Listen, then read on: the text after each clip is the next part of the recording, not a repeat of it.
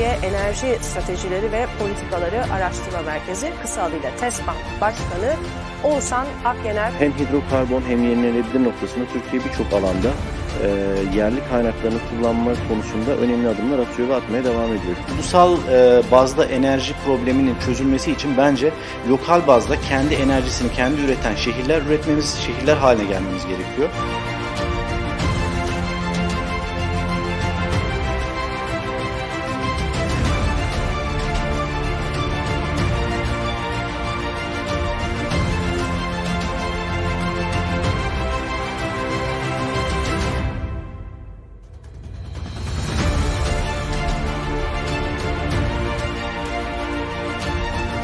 Evet, kıymetli TV Enerji takipçileri, TESPAM takipçileri, Türkiye Enerji Stratejileri ve Politikaları Araştırma Merkezi'nin düzenlemiş olduğu yeni bir panelle karşınızdayız.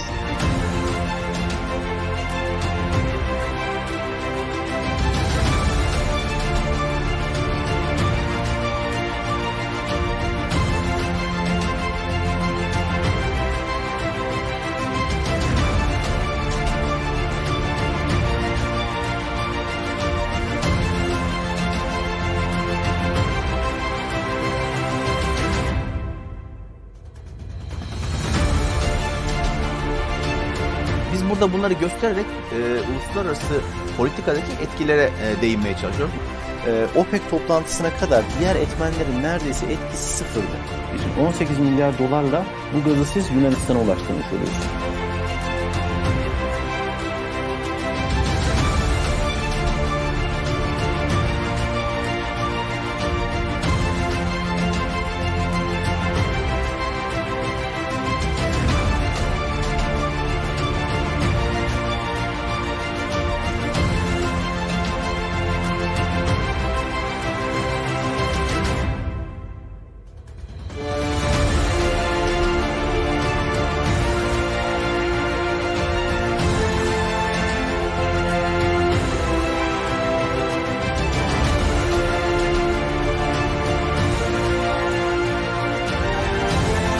Irak'ın Aydınlık Yüzü Türkmeneli Televizyon'dan merhabalar. Enerji Analiz programının yeni bölümüyle karşınızdayız. TESPAM Başkanı ve enerji uzmanı Oğuzhan Akyener bugün burada bizimle. Lakin Türkiye'nin bu noktada hakları ihlal edilmeye çalışılıyor. Enerji hattında bu haftaki konumuz TESPAM Başkanı Oğuzhan Akyener'di. Kendi alanında, yani bu sondaj ve sismik gibi alanlarda yerli teknolojiyi geliştiriyor, yerli know-how'u geliştiriyor. Bu da çok önemli.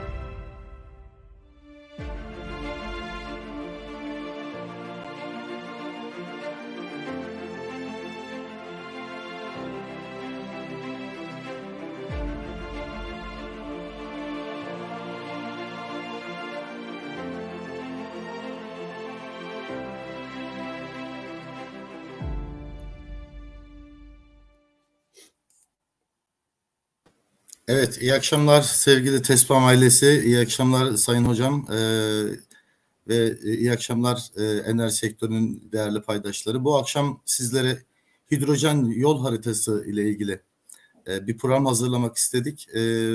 Konumuz TEBAM Başkanı ve Gazi Üniversitesi öğretim üyesi Profesör Doktor Mustafa İlbaş hocamız. Mustafa İlbaş hocamız çok uzun yıllardır bu işte önde gelen bir duayen olduğu için kendisi bizi kırmadı, rica ettik. Bu yol haritasını birlikte incelemeyi ve kendisinin derin tecrübesiyle sizlerle biraz daha akıcı bir şekilde ilave başka neler olabiliyor, dünyada durum ne, onları da ekleyerek açıklamak istedik. Sayın Hocam hoş geldiniz. Hoş bulduk Murat Bey, merhaba, nasılsınız? İyilik, teşekkür ederim. Hocam benim zaten öğrencilikten de hocam olduğu için Tabii. Hoca talebi olarak bir program yapmak da bizi memnun etti. Ben de çok memnun oldum bir arada olmaktan. Umarım faydalı ve güzel bir program olacak. İnşallah hocam. Biz tabii bu hidrojen yol haritası, hidrojen teknolojileri, stratejisi ve yol haritası olarak açıkladık bu başlığı. Evet. Fakat bunun bir evveliyatını isterseniz kısaca bir özetleyelim hocam. Dünyada ne zaman başladık? Siz çok uzun yıllardır hidrojen üzerine yurt dışında önemli çalışmalar yaptınız, ülkemizde yaptınız, eğitim sisteminde yaptınız. Bir evveliyatı var bunun aslında. Bu yeni bir şey değil. Hidrojen yeni bir olay değil ama bir evveliyatını sizden öğrenebilirsek. Tabii kısaca şöyle söyleyebiliriz. Şimdi zaten hidrojen biliyorsunuz en hafif element, bir numaralı element. Aslında çok eskiden beri biliniyor. Biz o kadar geriye gitmeyelim. Fakat 1974'te dünyada işte bir petrol krizi yaşandı. O tarihlerde alternatif yakıt olarak, alternatif enerji kaynaklarından bir tanesi olarak ya da enerji taşıyıcısı olarak aslında hidrojenin dünyada gündeme geldiğini biliyoruz. Mesela Profesör Doktor Turan Necdet Veziroğlu hocamız o tarihte bir kongrede bunun 100 yıl içerisinde, yani 2074 yılına kadar dünyanın yakıt olarak hidrojene geçebileceği üzerine bir deklarasyonda bulunuyor, bir bildiride bulunuyor. Bundan da gurur duyuyoruz tabii, bir Türk bilim insanı olarak, Türk insanı olarak bir Türk bilim adamının dünyada bunu gündeme getirmiş olmasından dolayı. 1974'ten sonra tabii artık hızlanıyor hidrojen çalışmaları. Fakat tabii ki fosil yakıtların daha kolay erişilebilir olması, fosil yakıtların daha ucuza mal oluyor olması ve insanların da bunları kullanıyor olması, buna göre de sanayinin, buna göre de ısıtma sistemlerinin, teknolojilerin, motorların fosil yakıtlar üzerine, yani petrol, gaz ve hatta kömür de katabiliriz.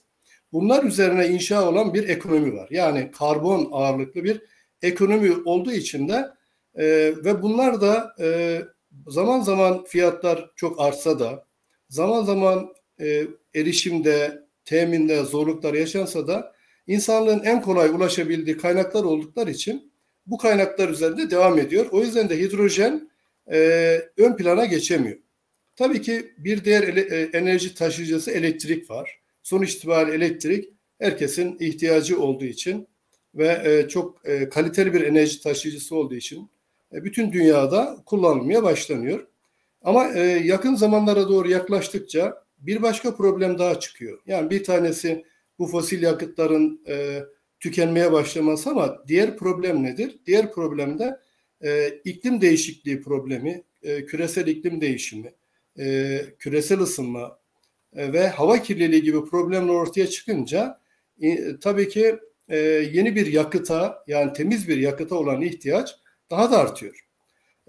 Bu iki temel üzerinden baktığımızda bir tanesi mevcut enerji kaynaklarının, yani fosil kaynakların tükenecek olması, bir başkası da çevreye verdikleri zararlar, küresel iklim değişimi ve küresel ısınma ile birlikte ortaya çıkan daha da belirginleşen ve hava kirliliğiyle kendini gösteren bu fosil yakıtlardan kaynaklanan hava kirlilikleri, emisyonlar, bunlar en önemli sorunlar olarak ortaya çıkıyor ve bunlar hidrojene olan ilgiyi artırıyor.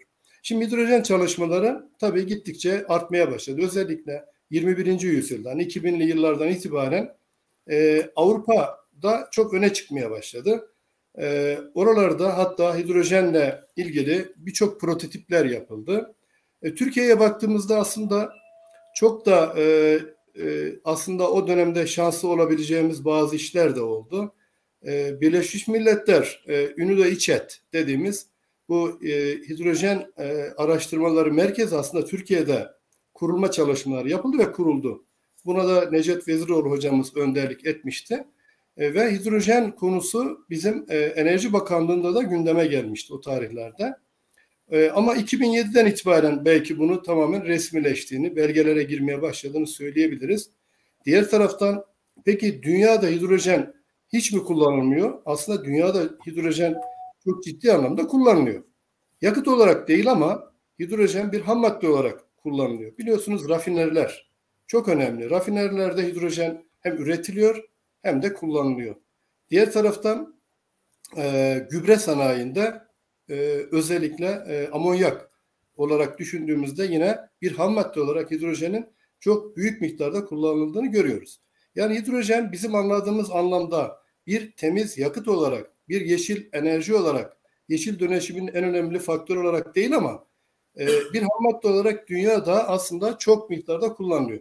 Hatta rakamlar 2018'de 75 milyon ton dünyada hidrojen, saf hidrojen, 45 milyon ton da diğer gazlarla karışım olarak hidrojenin kullanıldığını biliyoruz. Ve bunların içerisinde en çok kullanılan da rafinerilerde kullanılıyor. Yani 38,5 milyon ton rafinerilerde, 31,5 milyon ton da amonyak üretiminde, 32 milyon ton civarında amonyak üretiminde. Yani dünyadaki bu toplam hidrojenin, saf hidrojenin yarıya yakını rafineri, diğer yarısının da neredeyse gübre üretiminde kullanıldığını söyleyebiliriz. Çünkü amonyak gübrenin en önemli ham maddesi oluyor.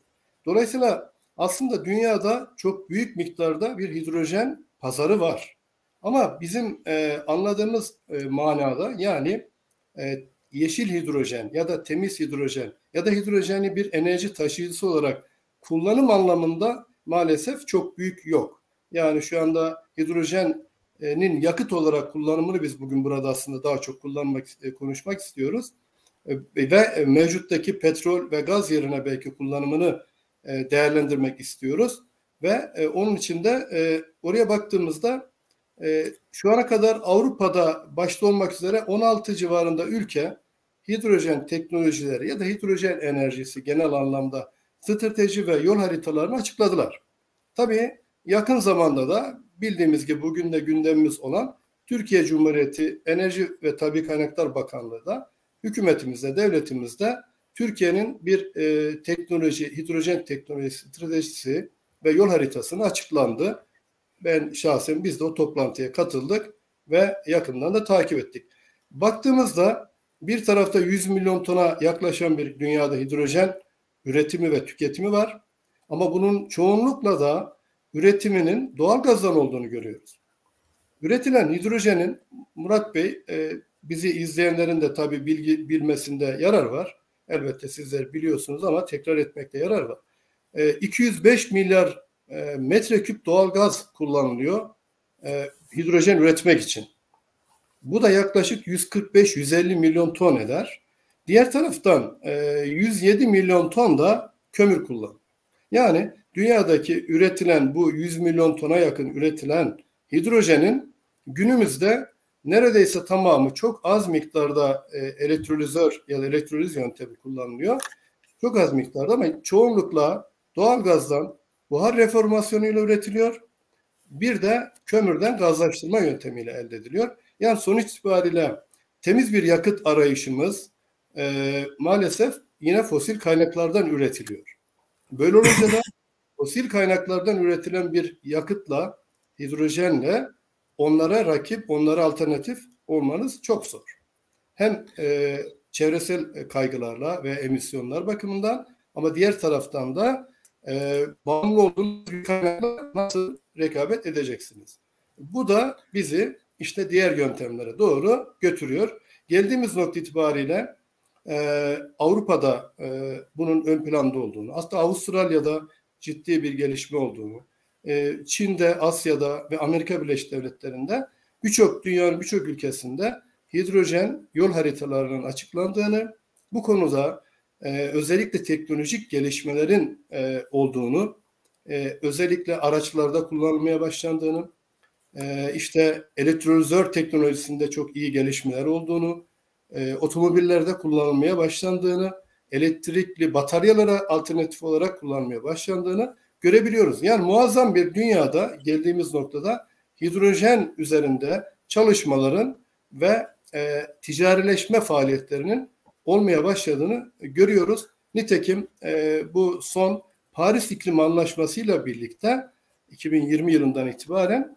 hidrojene olan ilgi daha da artmıştır. Türkiye'de zaten bu ilgiden bağımsız olmamıştır ve bunun sonucu olarak da geçtiğimiz işte haftalarda bizim sevinçle karşıladığımız yol haritası, strateji özet belgesi ya da kısa anlamdaki bir rapor ortaya konulmuştur. Ben bunun hayırlı olmasını diliyorum. Bir giriş olarak belki bir çerçeve çizmeye çalıştım. Bunun da iyi bir gelişme olduğunu, Türkiye açısından da önemli bir gelişme olduğunu söyleyebiliriz. Ama gittikçe, konuyu açtıkça detaylara gireriz. Evet hocam, giriş için teşekkürler. Ben aslında şöyle biraz daha bahsettiğiniz zaman biraz daha dikkat çekmek için en son yayınlanan bir projeksiyon var. 2030 için yapılmış olan. Onu da ekrana yansıtayım.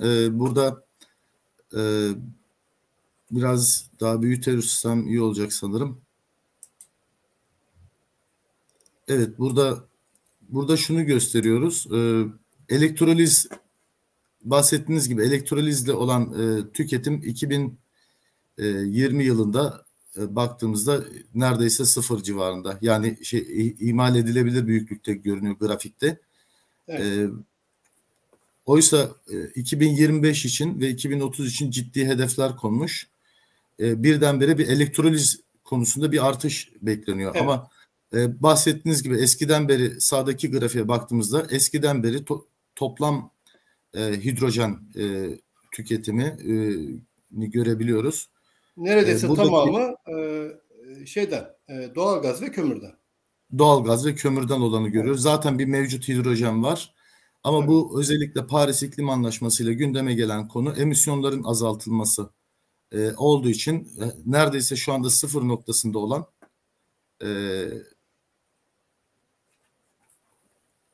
sıfır noktasında görünen elektrolizin bu noktadan itibaren hızlanarak artması öngörülüyor ve bu hızlı artış çok inanılmaz mertebelerde. Yani çok yüksek hedefler konmuş.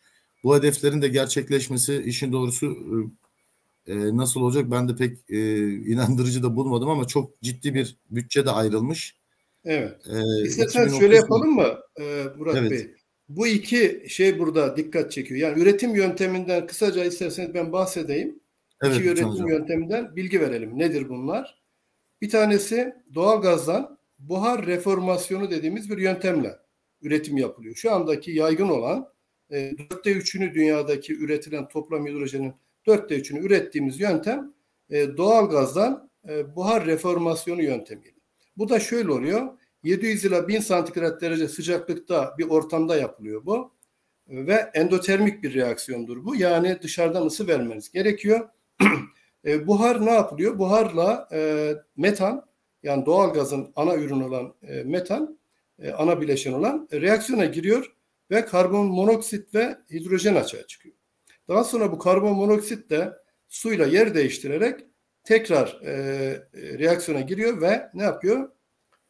Karbondioksit ve bir miktar daha hidrojen açığa çıkıyor. Yani sonuç olarak burada bir ısı vererek yüksek sıcaklıkta bir buharla metanın reaksiyonu şeklinde yaptığımız ana maddenin de metan olduğu bir yöntem. Şu anda dünyada geleneksel, klasik yöntem bu. Bununla üretiliyor.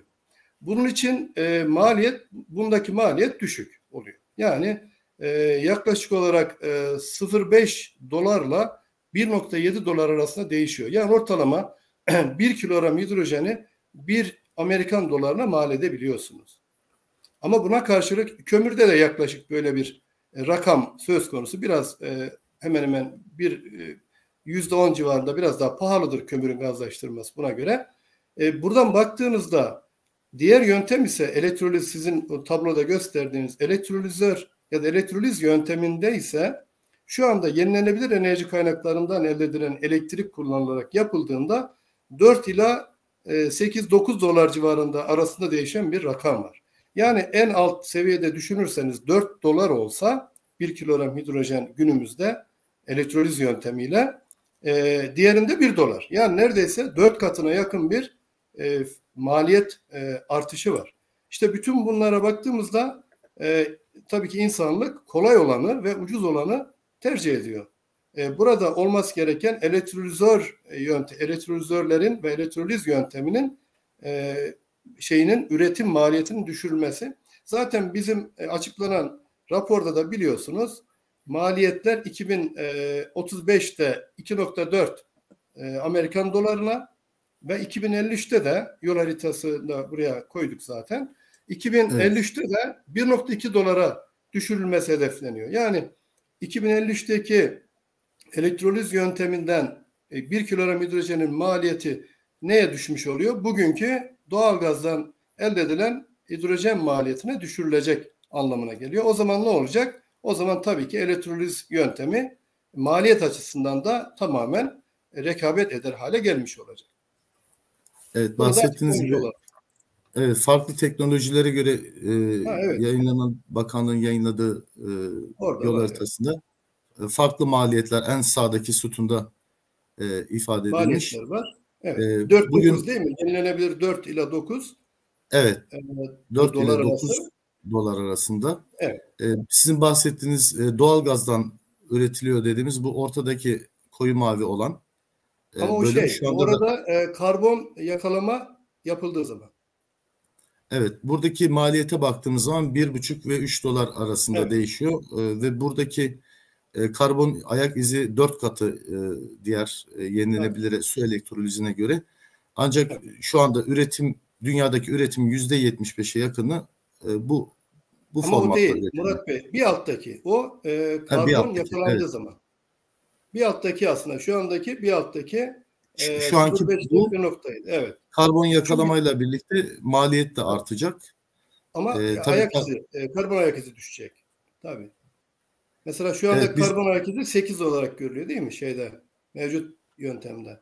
evet 8-10 arası görünüyor mevcut yöntemde Evet. ve maliyeti de 0,5-1,70 Aynen. sent Aynen. dolar arasında Evet. görünüyor kilogram hidrojen başına. Bir altta da kömür var. En altta da. Onda da Evet, karbon ayak izi daha fazla ama 20 üretimde 1 olarak ile görünüyor. 2,2 arasında. Evet, bizim Tabii burada ülkemizde aslında kömürden evet, gazlaştırmayla da ilgili çok yoğun çalışmalar var. Özellikle TÜBİTAK'la yapılan çalışmalar, TK ile yapılan çalışmalar da evet, var. Bu tabii. kömürümüzü daha iyi değerlendirmek. Özellikle baktığımız zaman gübre üretiminde ekonomik olarak çok feasible olduğu ortaya çıkıyor. Ama daha çok buradaki sorun doğalgaz karbon yakalamayla yapılmalı diye düşünüyoruz. Fakat mevcut yöntemle aradaki maliyet farkına bakıldığında çok yüksek bir maliyet farkı var. Yani suyun elektrolizi yenilenebilir enerjiden Evet. yani yeşil hidrojenin maliyetiyle mevcut hidrojen maliyetleri arasında 10 kata yakın fark var. Değil mi? 8 kat. Yani 8 kat. şimdi ondaki en alt şeyi alırsanız, baz alırsanız 0,5 doları, diğerinde de 4 alırsanız 8 kat oluyor. Ortalamadan giderseniz 4 kat belki söylemek daha mantıklı olabilir. Fakat şimdi burada tabii hidrojenin renkleri de var. Bizi izleyen, dinleyenler, bunu bilenler var ama bilmeyenler de var. Şimdi burada yeşil hidrojen dediğimiz aslında bütün dünyanın ulaşmak istediği nokta. Yani yenilenebilir enerji kaynaklarından elektrik üretmek ya da o kaynakları kullanarak hidrojen üretmek. Buna biz yeşil hidrojen diyoruz. Bu şekilde üretirsek. Tabii mavi hidrojen, gri hidrojen ve kahverengi var. En alttaki sütun ne olmuş oluyor? O da kahverengi olmuş oluyor. Çünkü kömürden ürettiğimizde ona kahverengi hidrojen diyoruz. Onun en altın bir üstündeki doğalgazdan karbon tutulmadan üretilen hidrojene de gri hidrojen diyoruz. Bir üstündeki mavi olan ise karbon tutulduğu zaman da mavi hidrojen olmuş oluyor. Yani biz şu aşamada dünyadaki üretilen 100 milyon tona yakın olan bu hidrojen üretiminde maalesef çoğunlukla gri ama bir miktarda kahverengi hidrojen var. Ama biz ne istiyoruz? Biz yeşil hidrojen istiyoruz. Peki birinci aşamada tamamen yeşil hidrojene geçemeyebiliriz. Yani elektrolize yöntemine tamamen geçemeyebiliriz. Yenilenebilir enerji kaynakları bu kadar talebi karşılayamayabilir. O zaman ne yapmak lazım? Öncelikle birinci aşama mevcut gri hidrojeni ve kahverengi hidrojeni neye dönüştürmek lazım? Maviye dönüştürmek lazım. Yani şu mavi tablo aşağıdan 3. yukarıdan 4. satıra bakarsak karbon tutulursa eğer hem doğalgazdan ya da kömürden elde edilen hidrojen esnasında açığa çıkan karbondioksit ya da karbon tutulur, yakalanır ve depolanırsa bu takdirde atmosfere salınmadığı için bu da temiz bir hidrojen olacağı için ilk aşamada bu hidrojen belki öne geçiyor. Yani mavi hidrojen üretmeye çalışmak, bunu başarmak, bu şekilde dünyadaki hidrojen mevcut talebini ve gelecekte artacak olan talebi karşılayabilmek. Çünkü artacak, çok daha büyük talepler olacak. O yüzden mavi hidrojene bizim ihtiyacımız olacak. Ama nihai hedefimiz bu değil bizim. Bizim nihai hedefimiz tamamen temiz, tamamen karbondan arındırılmış, yenilenebilir enerji kaynaklarına dayalı elektroliz yöntemiyle yeşil hidrojen üretmek, ama bunu da işte bizim de burada ifade edildiği gibi 2053'te 1,2 dolara kilogramını elde edebilmek. Hedefimiz o. Tüm dünyanın hedefi bu. Zaten 16 ülkede bu yol haritasını, stratejilerini açıkladılar. Onlar da belli hedefler koydular. İşte yılda mesela Avustralya zannediyorum büyük hedef koydu. 50 gigawattlık bir elektrolizör kapasitesi hedefi var. Bizim de 2030'da 2, 35'te 5 gigawatt, yani 5000 megawatt. 2053'te ise 70 bin megawatt ya da 70 gigawattlık bir elektrolizör kurulu kapasitesi hedefimiz var. Şu anda açıklanan yol haritasında bu hedefler ortaya konmuş durumda. Bu hedefler baktığımızda diğer ülkelerinkine göre tabii bazı ülkelerden geri olmakla birlikte aslında önemli olduğunu da söyleyebiliriz. Bu hedeflere ulaşmak da büyük gayret istiyor, büyük çalışma istiyor. Burada tabii bakanın yine strateji belgesinde açıklandığı üzere 4-9 dolar arası görünen bu rakamın yenilenebilir enerjiyle olan maliyetin 2035 yılında 2,4 dolar mertebesine gelmesi beklenmekte. 2053'te de 1,2. Evet, 2053'te 1,2 olduğunda zaten artık en ucuz hidrojen maliyetine ulaşmış oluyor. Orada sorun kalmıyor. Fakat kısa zamanda yapılacak olan çok büyük miktardaki yatırımın da gerçekleşebilmesi için, feasible olabilmesi için biraz da teknolojilerde de gelişmeye ihtiyaç var ya da yenilenebilir maliyetlerin düşürülmesine de ihtiyaç var diye düşünüyorum. Bununla birlikte burada bir şey söyleyebiliriz. Buyurun hocam. O da şudur. O gün biliyorsunuz toplantıda sadece hidrojen strateji ve yol haritası açıklanmadı. Ama aynı zamanda bir enerji plan açıklandı. Evet. Oraya baktığımızda zaten orada bir yenilenebilir enerji kaynakları hedeflerine baktığımızda bunu destekleyebileceğini de söyleyebilirim. Yani o da nedir? Mesela güneşte 5 kat bir artışı görebiliyoruz. Yani 52.900 megawatt kurulu güce erişileceği hedefi konmuş 2035'te. Rüzgara bakıyoruz. Onda da yaklaşık 3 kat bir artış var. 29.600 megawatt. Ve hidroelektrikte de yine 30 binleri geçen bir hedef. Jeotermal ve diğerlerinde 5.000 biyogazla, biyoyakıtla beraber, biyokütleyle beraber 5.000. Bütün bunlara baktığımızda yenilenebilir kaynaklı olacağına göre yeşil hidrojen hedefini gerçekleştirmeniz ne yapmanız lazım? Ülkenize bir hedef koymuşsunuz.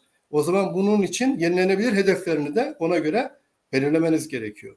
Bu kapsamda baktığımızda birbirine destekler olduğunu söylemek mümkün. Yani yenilenebilire baktığımızda kurulu gücümüz 120 bin megawattlara, suyla birlikte 120 bin megawattlara kadar çıkacak. Mevcuttaki elektrik kurulu gücü 100 bin megawattlar civarında, 103 bin megawatt civarında. O da 189 binleri, 190 binleri görüyor. Ve yenilenebilirin payı kurulu güçte %64,7 baktığımızda tabloya. %64,7 yenilenebilir üretimde %54,4 civarında. Buraya baktığımızda demek ki yenilenebilirinizi artıracaksınız ki yeşil hidrojen üretme imkanına kavuşabilirsiniz. O ortaya koyduğunuz elektrolizör ya da elektrolizör kurulu gücüne, kapasitesine ulaşabilirsiniz. Siz de mesela buraya koymuşsunuz. Almanya'ya baktığımızda burada mesela bir bilgi var. O da önemli. Mesela 10 gigawatt diye koymuşlar 2030'da. Buna karşılık 20 terawatt saat elektrik ihtiyacı var bu elektrolizörleri çalıştırmak için. Yani 20 milyar kilowatt saat değil mi?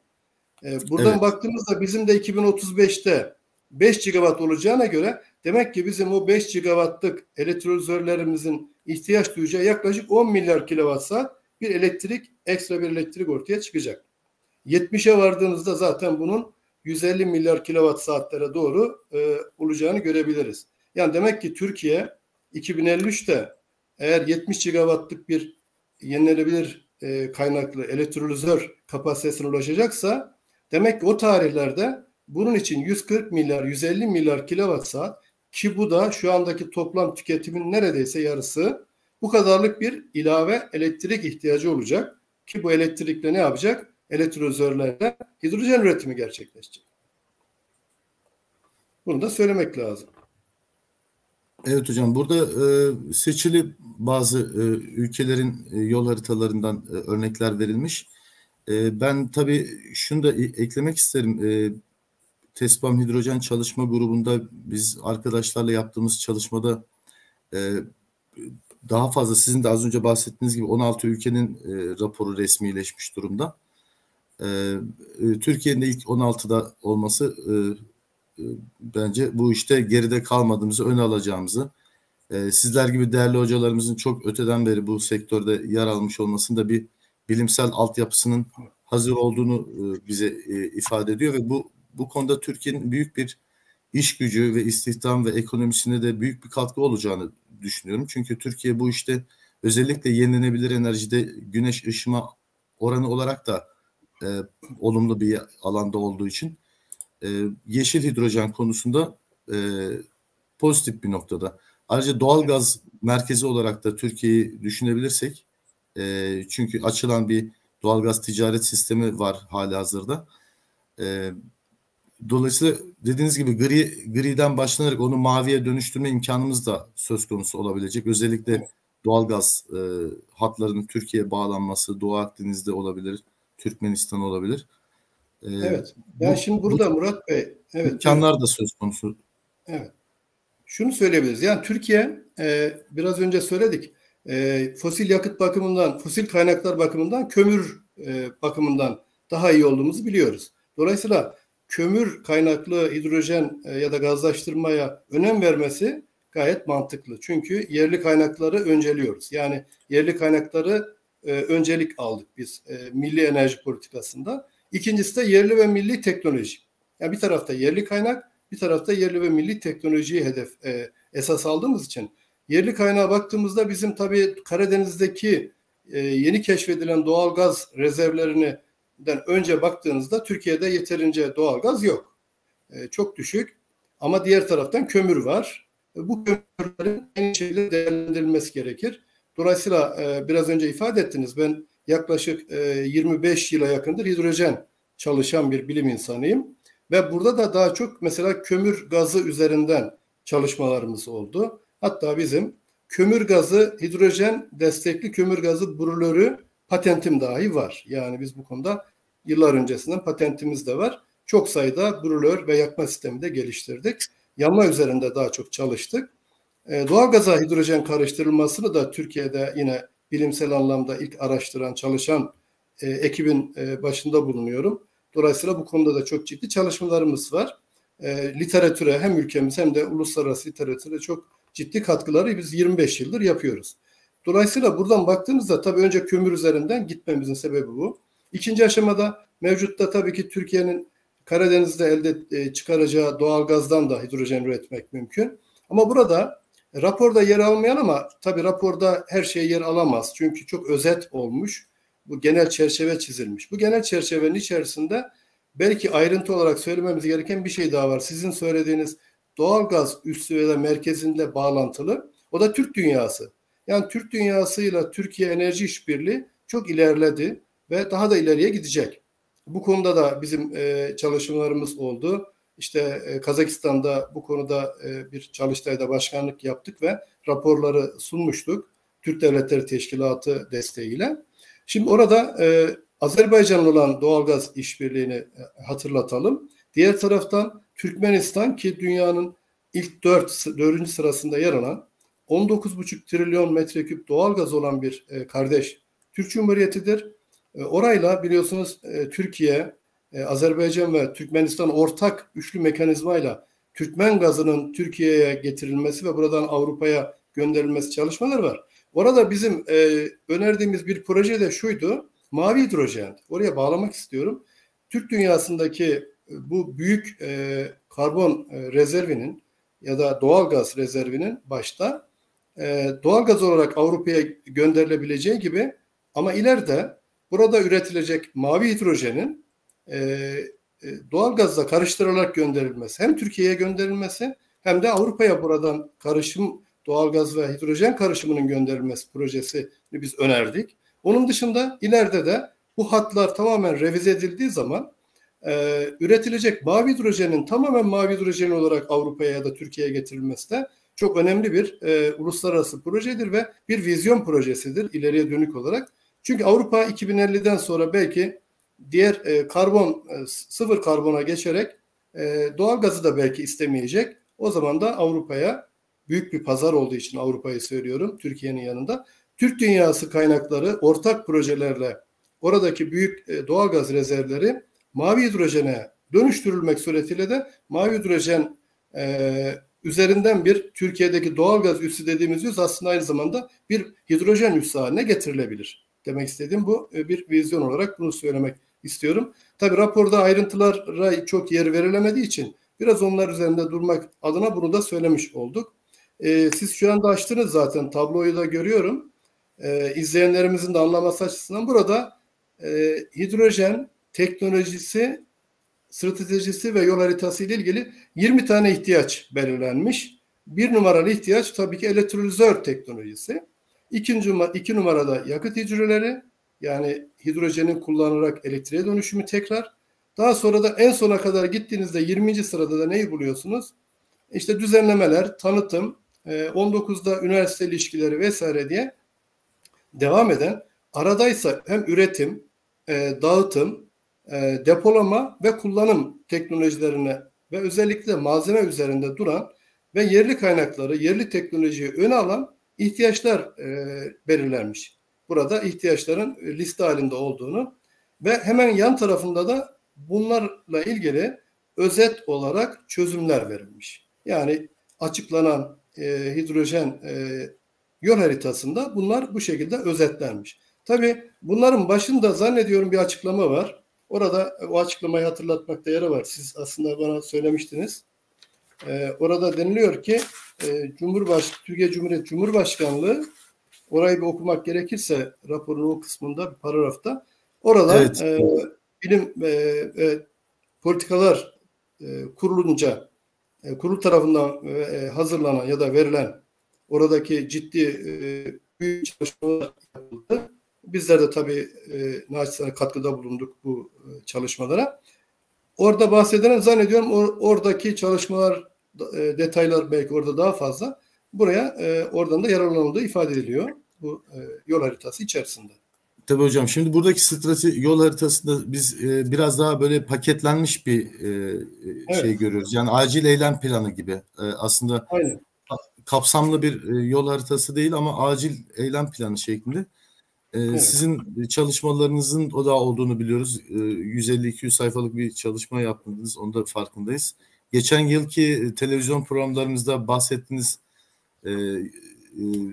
Türkiye için bir çalışma hazırlıyoruz demiştiniz. Buradaki çalışmalarda anladığımız kadarıyla çok taraflı olarak bakanlık faydalanmış. Katkıda bulunan tüm sektör paydaşlarına ve bilim insanlarına. Ben tabii sırayla siz hepsini birden anlattınız ama böyle biraz sırayla da... Vaktimizin dar olduğunu düşünerek evet, genel olarak burada bu tablonun ne ifade ettiğini söylemeye çalıştım. Evet.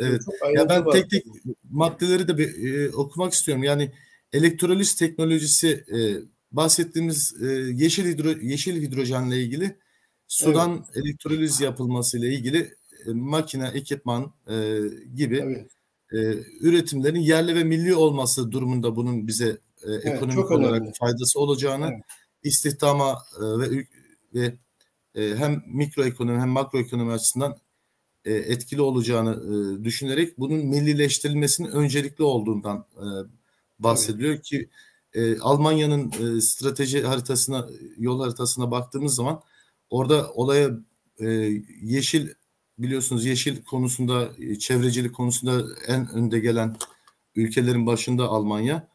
Evet. O dahi raporunda öncelikli olarak bunun teknolojisinin üretilip satılmasından bahsediyor. Yani buradaki elektrolizlerin yerleştirilmesi, millileştirilmesi, üretimi, en azından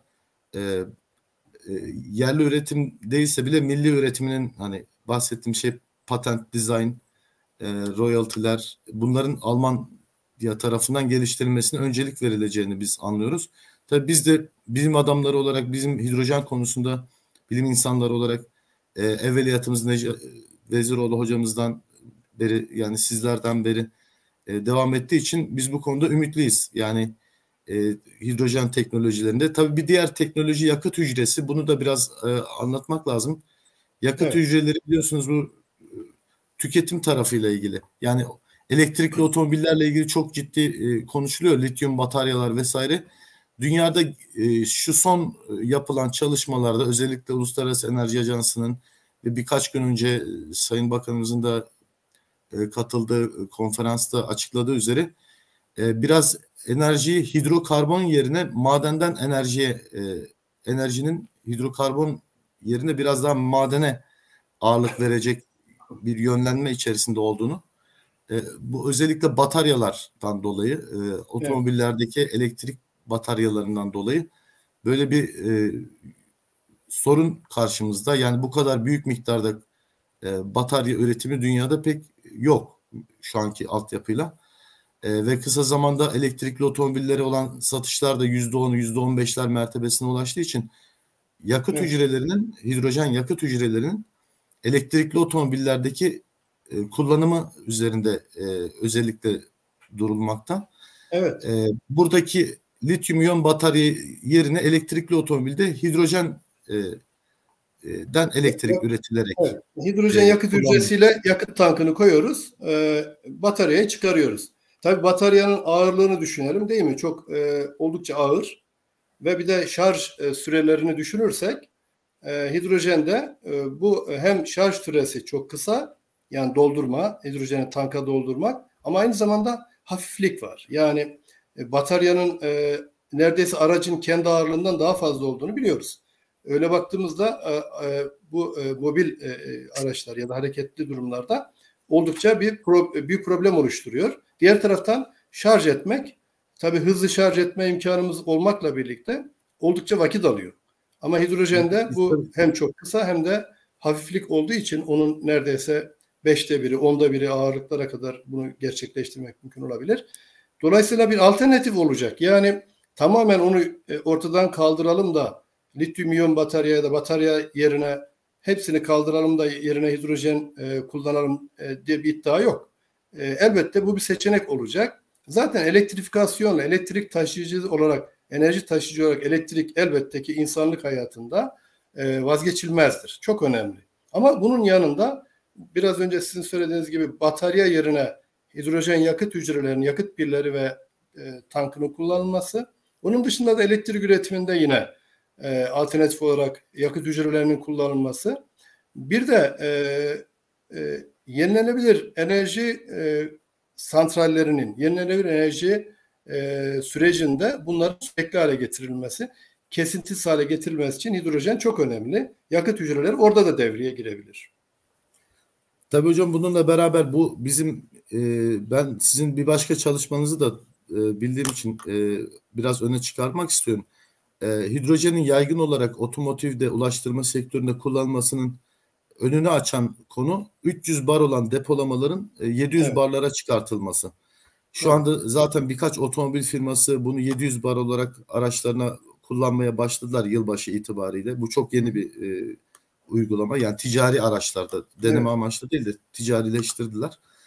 Dolayısıyla 700 barlara ulaşan depolamayla en hafif malzeme olması, en hafif madde olması nedeniyle hidrojen hafif ama onun deposunun kendisi ağırlık yapıyordu. Maalesef. Dolayısıyla şimdi %11 civarında hidrojen, %89'u tankın kendi ağırlığı olmuş. Tankın kendisi, evet. Evet, maalesef. Basıncı yükselttiğiniz zaman bu oran değişecektir. Yani tabii gittikçe iyileşiyor. Yani bu malzemeyle de alakalı. Tabii malzeme burada zaten ihtiyaçlar ve çözümlerde malzeme de çok madde olarak yer alıyor. Buradaki tabii demek ki Türkiye'de yerli ve milli teknolojiyle elektrolizler yapabilmeliyiz. Onu anlayacağız. 2, yerli ve milli teknolojilerle yakıt hücresi geliştirebilmeli ve yapabilmeliyiz. Üretebilmeliyiz. Bu ikisini yapmak durumundayız. Yani elektrolizler üretebilmeliyiz. Yakıt hücresi yapabilmeliyiz. Bu konuda çalışmalar var mı dendiği zaman elbette var. Yani üniversitelerde, araştırma merkezlerinde çok değerli arkadaşlarımızın Birçok firmanın da Türkiye'nin öncü firmaları da burada ismini belki söylemek doğru olmayabilir ama öncülük ettiklerini biliyoruz. Yerli yakıt hücresi yapılabiliyor. Yerli elektrolizör geliştirilebiliyor. Ama bunların tabii ticarileşmesi henüz maalesef daha gerçekleşmiş değil. Ama yapılabilecek bir potansiyelin ya da kapasitenin olduğunu rahatlıkla buradan bizi dinleyenler söyleyebiliriz. Yani Türkiye hidrojende aslında zaman zaman dünyada ortalamanın çok üzerine çıkmıştır, öne geçmiştir.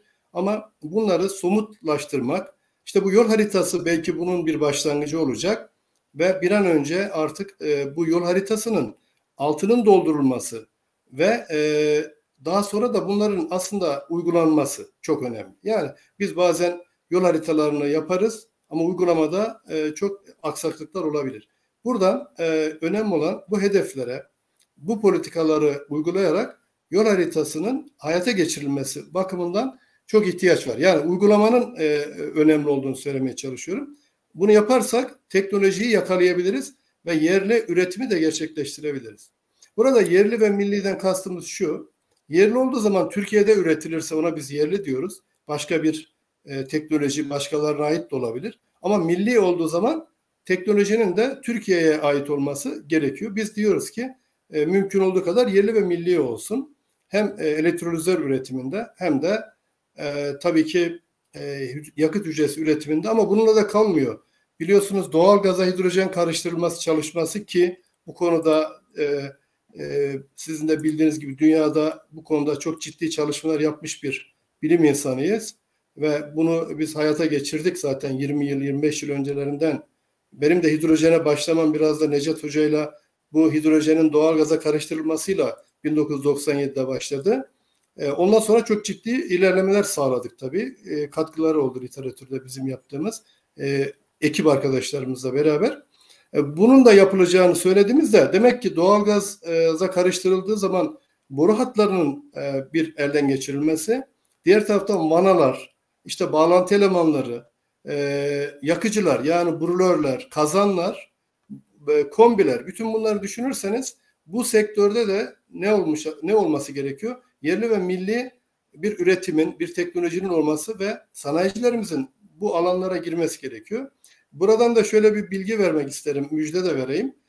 Yaklaşık bir yıl öncesinde İstanbul'da Türkiye'nin önemli bir yerli brülör üreticisiyle benim danışmanlığımda bir TÜBİTAK projesi yürütüyoruz.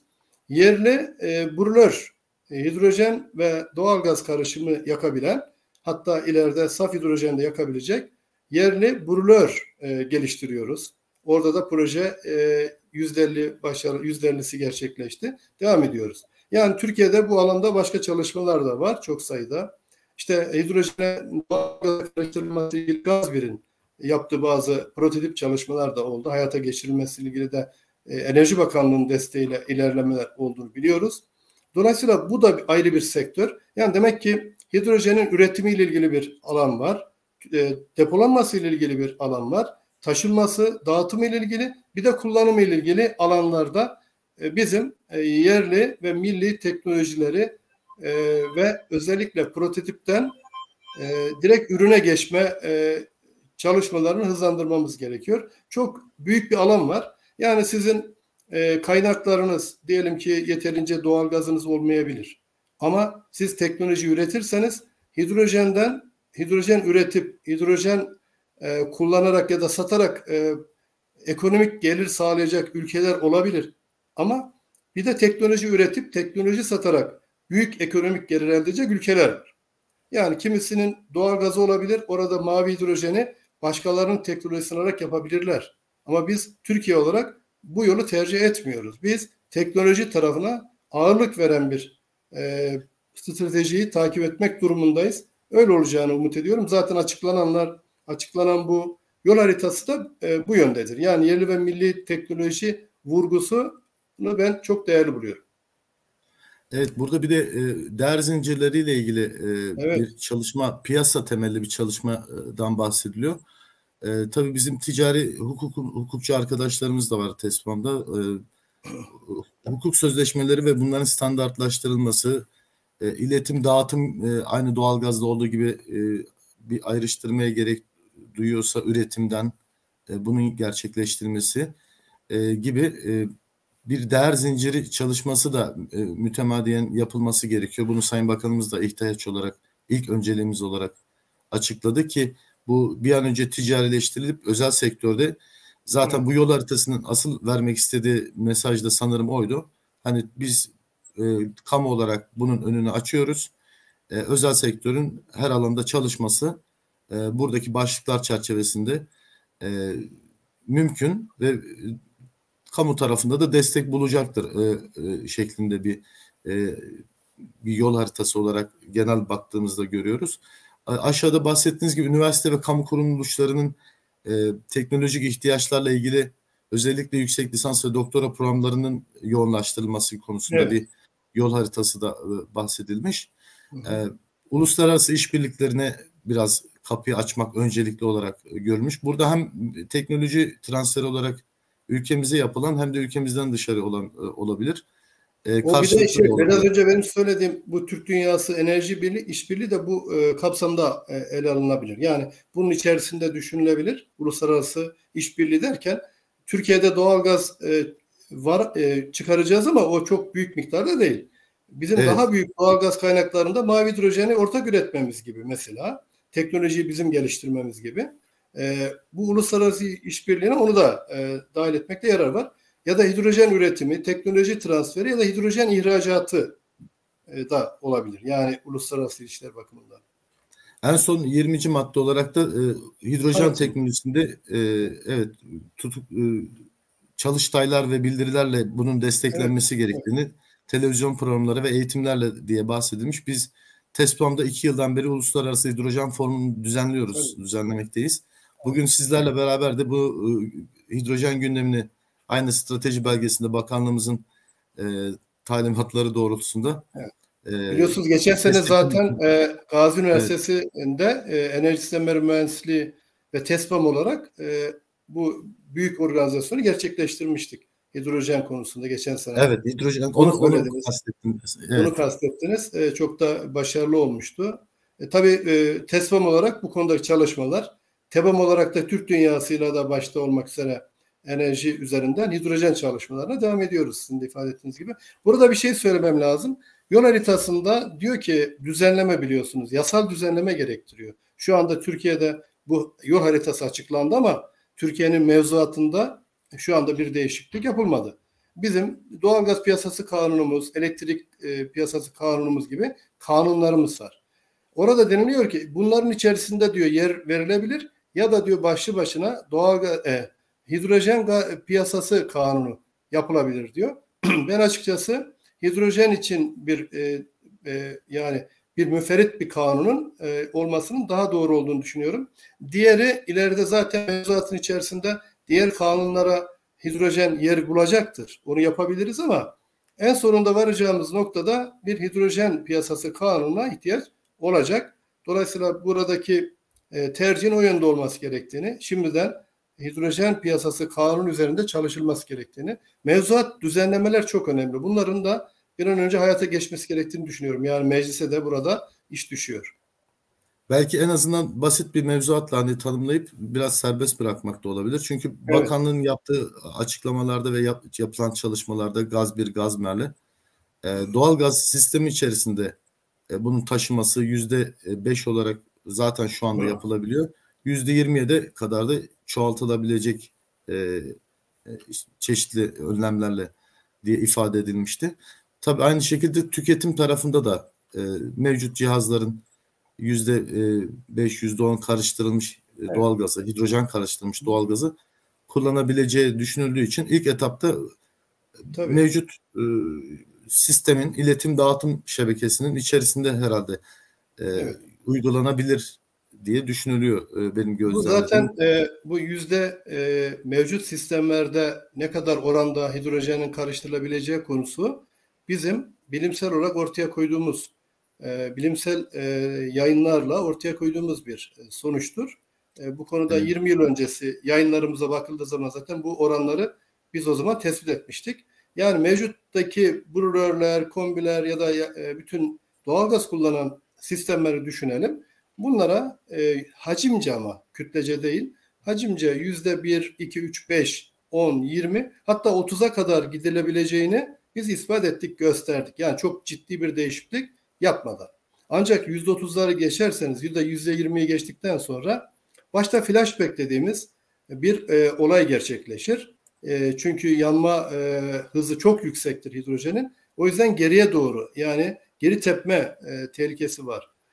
Bunları dikkate aldığımızda hidrojen oranını çok daha artırırsak eğer, o zaman yakma sistemlerini ne yapmamız gerekiyor? Buna uyumlu olarak geliştirmemiz ya da değiştirmemiz gerekecek. Demek ki bu kademeli olacak. Zaten önerimiz de bu yönde. Ben Türkiye'den birkaç rakam verirsek belki, Türkiye'de hidrojen nerelerde üretiliyor mu diye çok soruluyor kamuoyunda. Ülkemizde hidrojen üretimi aslında toplamda tam bir rakam tespit edilmiş değil. Fakat 400 bin ton yılda ya da 400 bin tonun üzerinde, 400 ile 500 bin ton arasında üretiliyor ve tüketiliyor. Bu da mesela başta tüpraş. Çünkü doğalgazdan üretiliyor. Türkiye'de de bütün hidrojen doğalgazdan üretiliyor. Ve ticari olarak doğalgazdan üretilen hidrojen kullanılıyor Türkiye'de. Ciddi anlamda bir kömürden üretim yok. Tüpraş mesela 230 ile 250 bin ton yılda doğalgazdan hidrojen üretimi yapıyor. Diğer taraftan İKSAŞ, mesela kurumları söylüyorum ama bunların bir mahsuru yok. Kendileri yine gübre sanayi olarak üretiyorlar ve amonyak, daha sonra da gübre üretiyorlar. Yine Gemlik gübre gibi büyük kuruluşlar var. Bu kuruluşlar gibi büyük kuruluşlar, bunların yanına birkaç tane yine işte cam sanayi, demir çelik, çimentoyu da katabiliriz.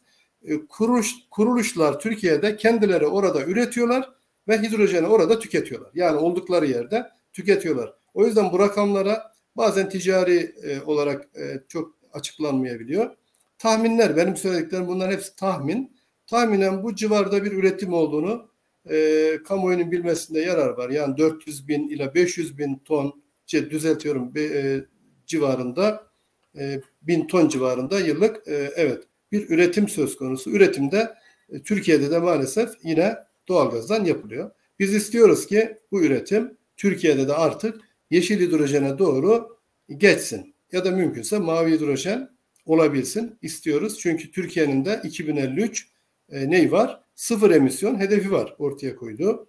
Avrupa'da 2050, bizde ise 2053.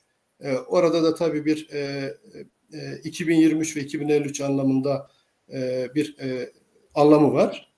Ona göre hedef belirlenmiş. O sıfır emisyon hedefine varmak için de Türkiye'nin hidrojen yol haritasını zaten uygulaması gerekir. Aksi takdirde sıfır emisyona ya da karbonsuzlaşma yolunda başarılı olması mümkün olmaz.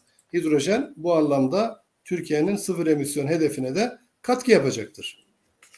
Evet hocam, ben bir yandan da haritada şunu göstermek istiyorum. Bu ENSOG, Avrupa Şebeke Operatörleri, Doğalgaz Şebeke Operatörlerinin Birliği'nin hazırladığı bir interaktif harita, yani canlı bir harita bu. Burada üretim yerleri, depolar ve şebekenin durumundan bahsetmiş. Ve onlar ciddi altyapıyı kullanıcılara açmış durumdalar. Yani buradaki şebekenin, evet, buradaki şebekenin böyle yaygın bir şekilde görünmesinin misyon, yani yapılmak istenilen amaç, biz altyapı olarak hazırız mesajı vermek üzere. Hidrojen üretici ve tüketicilerine gerekli yatırımları yapmaya başlayabilirsiniz. Biz altyapı olarak size bu taşımacılığı sağlayacağız diye bir şematik olarak gösterimini sağlamışlar. Ben tabii Türkiye'de yeşil hidrojenle ilgili biz yol haritasında şu başlığı da hızlıca göstermek istiyorum. Süremizin de sonuna geldik. Biyogaz piroliz sistemleri de tabii burada yeşil hidrojen kapsamında değerlendiriliyor. Bununla da ilgili bir yol haritası hazırlanmış. Biz buna biraz kısa geçtik ama mavi hidrojen özellikle doğudaki Türkiye Cumhuriyetlerdeki doğalgazın Avrupa'ya taşınmasında belki çok daha etkili olacaktır. Yani buradaki belirtilen misyon biraz hafif kalmış gibi düşünüyorum ben. İşin doğrusu burada biraz daha Türkiye'ye fazla rol çıkacaktır.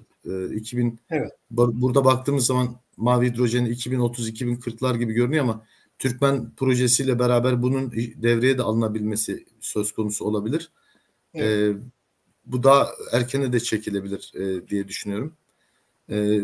Belki ilk başta karışım şeklinde yapılabilir ama altyapı yapılırken boru gazlı inşası yapılırken hidrojen taşımacının da elverişli şekilde dizayn ve ekipman ve malzeme kullandığında bu çok daha hızlı olacaktır doğudan mavi hidrojenin akışı diye düşünüyorum hocam.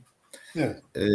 Diğer şeyler de strateji belgesinde ilk başta işte 370 bar 700 bar depolama ilk başa yazılmış. Buradaki depolama teknikleri, çok sayıda depolama teknolojisi var. Siz bilim insanları bunları tabii uzun yıllardır çalışıyorsunuz. Çok. Evet. Ama geldiğimiz noktada yeşil hidrojenin ve kısmen de mavi hidrojenin kullanılması mevcut. Hidrokarbonla çalışan araçların da mavi hidrojene geçmesi o bile büyük bir ilerleme kaydedecek diye düşünüyorum. Zaten buraya baktığımızda şeyi görebiliriz. Yani elektrolizörlerde 500 kW'dan 1 GW'a bir yelpaze düşünebiliriz. Hani 500 kW'lardan başlayıp 1 GW'lara kadar gidebiliriz.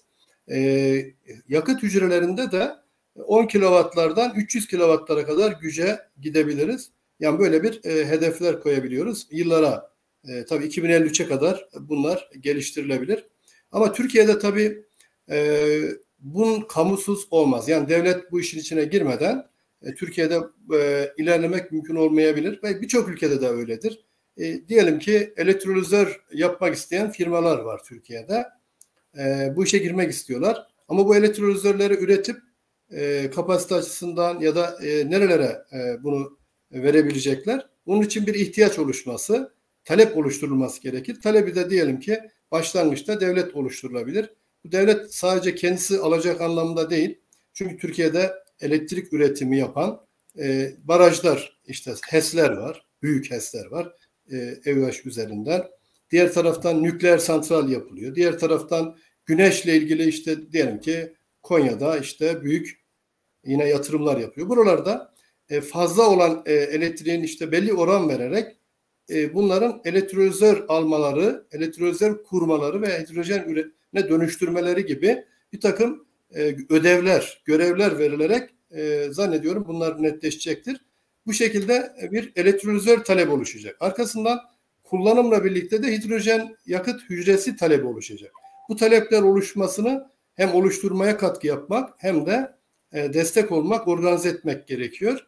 Bunun için tabii bir kurumun, mesela hidrojenle ilgili bir kurumun, bir birimin olması da gerekebilir. Şu anda TENMAK zannediyorum bununla ilgili yürütecek bu çalışmalar ama belki orada ayrıca bir hidrojenle ilgili ayrıca bir birimin ya da bir kurumun oluşturulması da ileride gerekebilir.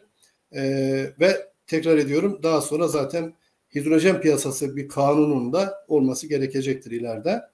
Ve bunun için üreticiler, bunun için yıllardır, 20 senedir, 30 senedir, benim bildiğim 15 yıldır çalışan fedakar insanlar var. Yani hidrojen daha ortada kimse bilmezken çalışanlar var. Bu alana yatırım yapanlar var. Bunların artık işin içine girmek için böyle somut taleplerin oluşması lazım ki bu sektör de canlansın. Arkasından tabii ki yan sanayi oluşacak. Teknolojiyle birlikte yan sanayi de gelişecek.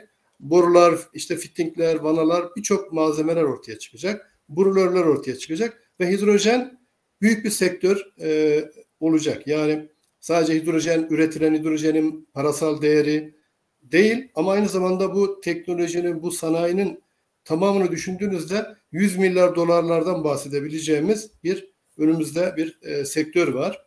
Bu sektör Türkiye'ye çok şey kazandırabilir. Türkiye'yi ileriye taşıyabilir ve Türkiye'nin enerjide bağımsızlığı, enerji arz güvenliğine de önemli katkı yapacaktır. O yüzden elimizi çabuk tutup bu işe ciddi sarılmalıyız.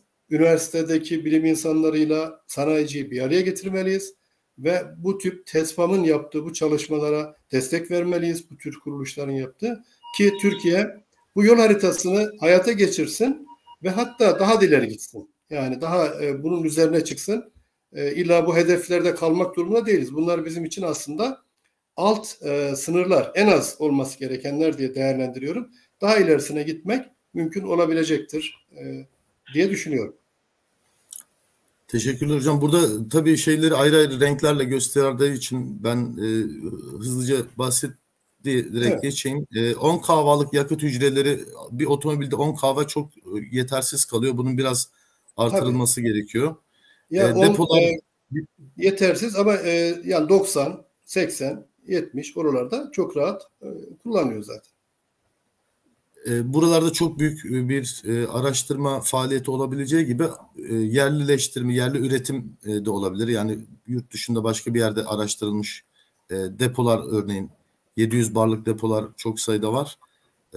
Çok sayıda üretim var yani dünyada. Tabii depolamada boru da Türkiye'de bor zengin olduğumuz için burada bir hatırlatmak gerekiyor. Bor hidrür anlamında depolamada borun kullanılması da bizim için stratejik bir önemi var. Onu da o konuda da çalışmalar zaten var. Yani Türkiye'yi bir adım öne taşıyacak bir tabii altyapı olmuş oluyor. Çünkü bor rezervi bakımından halihazırda kullanabiliyoruz. Tabii sanayide yeşil hidrojen dönüşümü var strateji belgesinde. Onları da tek tek çalışılabilir, konuşulabilir. Ama öncelikle hedeflere bakarsak zaten 2 hedef var orada. Evet, ben brülör yani brülör olarak yapılan yerli milli bir brülörümüzün olması bu tüketim büyük bir miktarda hidrojene dönüşebileceğini düşünüyorum. Yaygın olan, binlerce olan bir ekipmandan bahsediyoruz. Buradaki hedefler bahsettiğiniz gibi iki ana hedef var. Buyurun hocam, iki ana hedef. Birincisi fiyatla ilgili zaten para. Evet, bu ikisini de zaten konuşmamızın başında da ifade etmiştik. Yani 2 hedef. Bir tanesi yeşil hidrojenin üretim maliyetinde hedef. Diğeri de kapasiteyle ilgili elektrolizör kapasitesi 2030'da 2, 2035'te 5, 2053'te de 70 gigawatt yani 70 bin megawattlık elektrolizör kapasitesinden bahsediyoruz. Buraya ulaşacağız diye. Evet. Burada bahsettiğiniz gibi sadece kendi öz tüketimi için kullanılan rafineri ve gübre firmalarının üretimini saymazsak 2 gigawattlık bir yüksek bir hedef var. Ardından 5 gigawatt ve 2053 yılında 70 gigawatt gibi oldukça ciddi bir dönüşümden bahsediyoruz ki bu yani ulaştırma sektörünün de hidrojene dönmesiyle olacaktır diye tahmin ediyorum. Yani Türkiye'de büyük bir üretim, ekipman üretimi, hidrojen üretimi, işte bakanlığımızın raporunun başında da belirttiği gibi hidrojen üretimi ihtiyacından ortaya çıkacak olan yenilenebilir yatırımın da söz konusu olacağı için çok ciddi bir istihdam alanı da olacak burada hidrojen alanında. Hidrojen istihdamı diye baktığımız zaman o kadar çok başlık var ki alt alta otomobil sektörü, yakıt hücresi, depolama, üretimi, üretimdeki farklılıklar hepsinin ayrı ayrı incelenip çalışılması ve bütçe dediğiniz gibi kamunun bütçe olarak da buna katkıda bulunması ortaya çıkıyor. Çünkü istihdama önemli bir katkısı olacak. Yani işsizlik veya yeni teknolojiyle buluşma gibi yüksek seviyeli istihdamda hidrojenin çok büyük bir etki alanı oluşturacağını görüyoruz bu strateji belgesinden. Politikalar olarak tabii baktığımız zaman yeşil hidrojen biraz ön plana çıkıyor. Mavi hidrojeni de biz buraya önemli bir başlık olarak eklemekte fayda olduğunu ben düşünüyorum.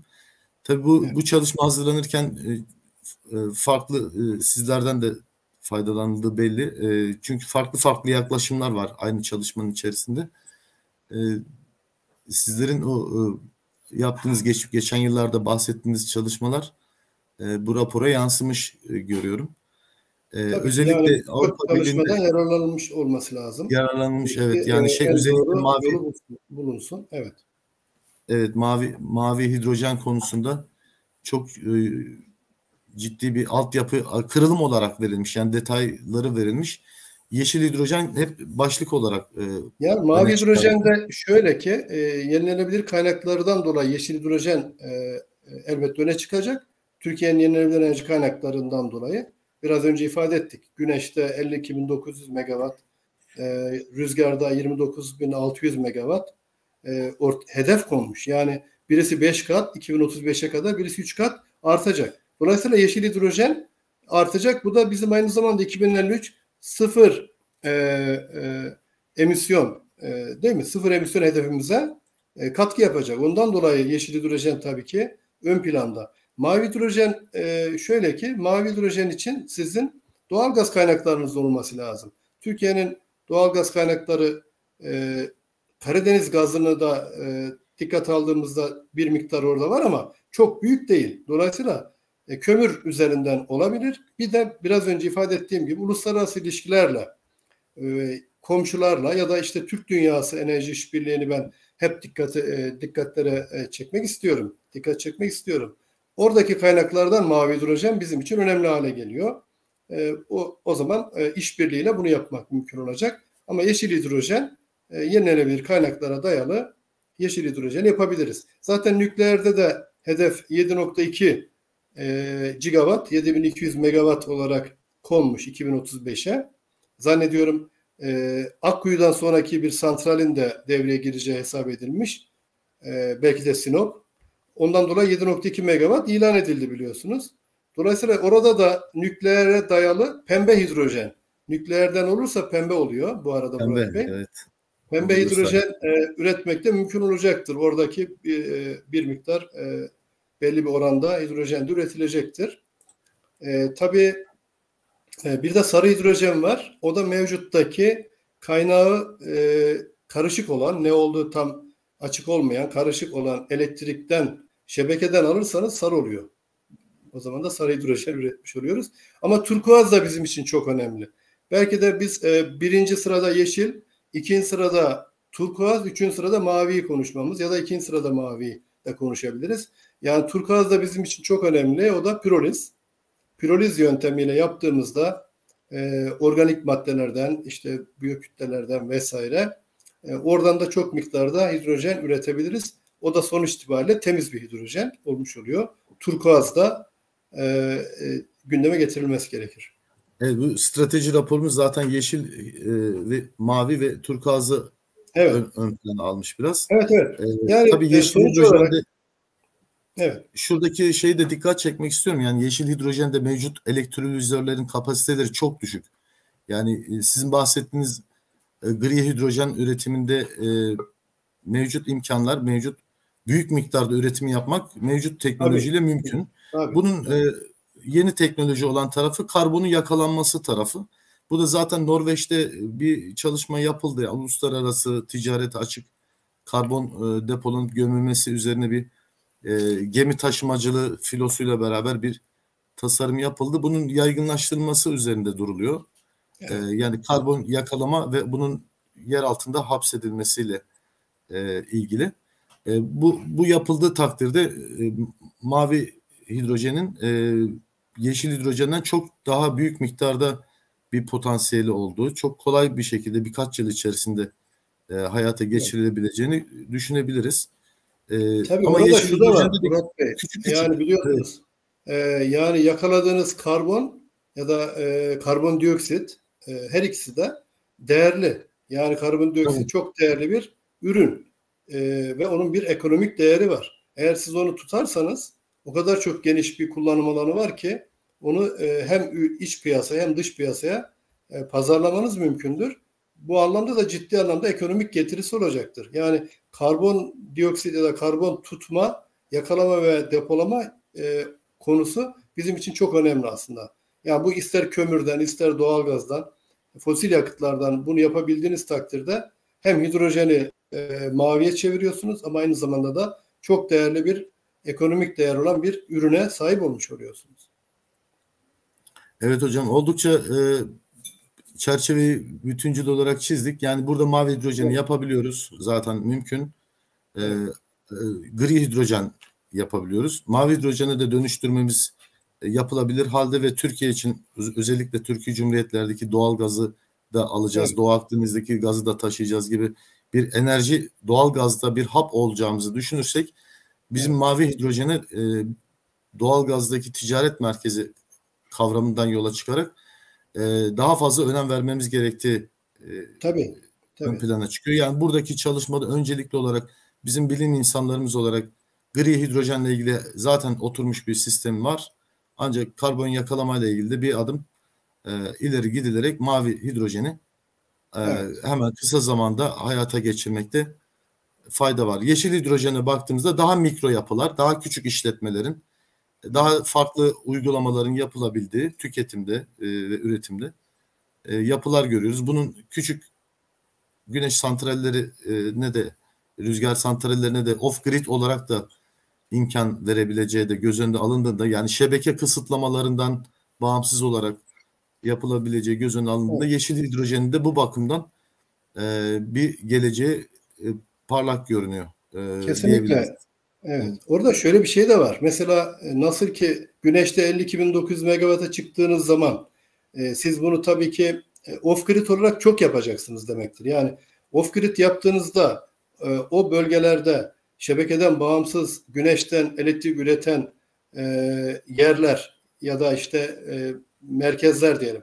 Bunlar bu sürekliliği nasıl sağlayacaklar?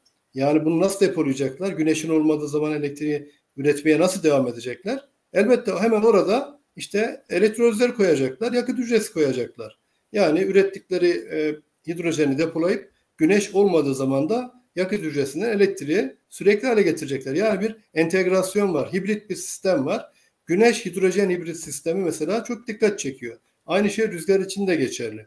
Türkiye madem yenilenebilir de özellikle de güneş ve rüzgarda bu kadar büyük hedef büyüttü, hedefi koydu. Demek ki bunlarla birlikte aynı zamanda yanlarında onların sürekliliğini sağlayacak, kesintisiz hale getirecek hidrojen işte sistemini de devreye koyacak demektir. Aslında piyasada yenilenebilirde de aynı şeyi yaşadık. Yani teknoloji, yani yenilenebilir enerji sanayi, yenilenebilir enerji teknolojileri eğer siz üretemezseniz istediğiniz zaman kadar güneş bedava olsun, rüzgar bedava olsun. Siz bu teknolojilere, bu ekipmanlara para verdiğiniz için siz yine ithalatçı haline geçiyorsunuz. Hidrojen de aynı şey olmasını istiyoruz biz. Biz diyoruz ki biz yerli olarak bunu üretelim. Kendi hidrojenimizi üretelim, kendi hidrojenimizi taşıyabilelim. Kendi hidrojenimizi kendi imkanlarımızla ve teknolojimizle kullanabilelim. Ama esas olarak bu teknoloji ve ürünler ortaya çıkarsa dünyaya bunu pazarlayalım.